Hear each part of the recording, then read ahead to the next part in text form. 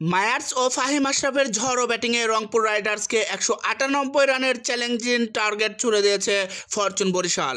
আজ দিনের প্রথম খেলায় মুখোমুখি হয়েছিল চিরপ্রতিদ্বন্দ্বী দুই জনপ্রিয় দল রংপুর রাইডার্স ও ফরচুন বরিশাল। সিলেট আন্তর্জাতিক ক্রিকেট স্টেডিয়ামে টস জিতে রংপুর রাইডার্স বোলিং করার সিদ্ধান্ত নেয়। বরিশালের দুই উদ্বোধনী ব্যাটসম্যান তামিম ও শান্ত প্রথম ওভারটা দেখে শুনেই খেলেন। প্রথম ওভারটা মেডেন পান মেহেদী হাসান।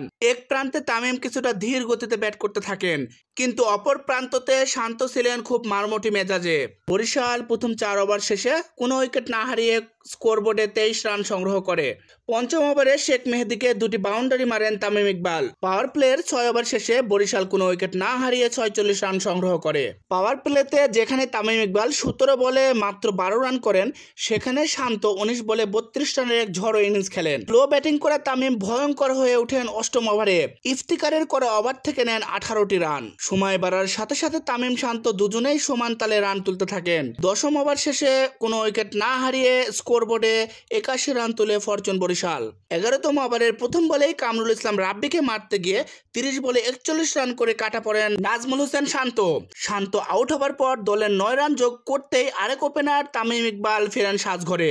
তিনি 34 বলে 40 রানের এক ইনিংস খেলেন। পরপর দুই ওপেনারকে হারানোর পর দলের হাল ধরেন কায়েল মেয়ার্স ও তাওহিদ হৃদয়। তারা দুজনেই মারমুটি ব্যাটিং করে দলীয় রান বাড়াতে থাকেন।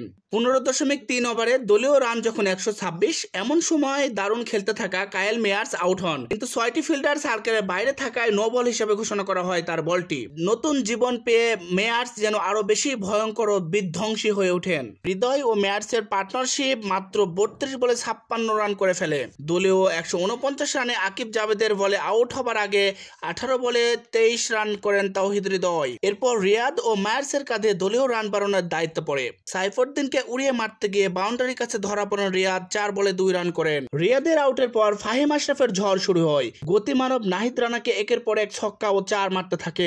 নাহিদ রানার 19তম ওভার থেকে আসে 22টি রান। 20তম ওভারে রান আউট হওয়ার আগে 6 বলে 20 রানের এক বিধ্বংসী ইনিংস উপহার দেন ফাহিম আশরাফ। কায়েল মায়ার্স 29 বলে 61 রানে অপরাজিত থাকেন। শেষ পর্যন্ত 20 ওভার শেষে 5 উইকেট হারিয়ে 197 রান সংগ্রহ করে বরিশাল 198 রানের জয়ের লক্ষ্যে ব্যাট করছে রংপুর রাইডার্স। বিপিএল এর সকল আপডেট সবার আগে পেতে আপনার সময় ইউটিউব চ্যানেল এবং আমাদের ফেসবুক পেজটি ফলো করুন।